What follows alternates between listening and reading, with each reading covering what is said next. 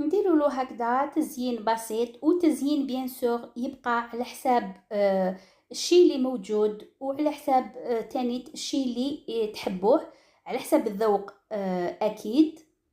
انا هنا درت غير شويه تاع لي زامون ديفيلي وهذوك شويه شرائح تاع التمر، بما انه الكيك تاعنا هو صحي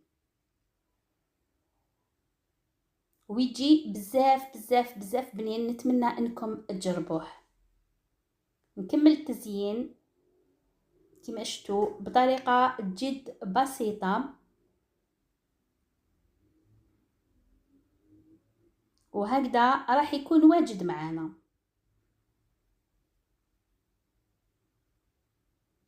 وها هو الكيك تاعنا بعد ما حطيت له شويه تاع لي زامون ديفيلي وشويه تاع شرائح التمر.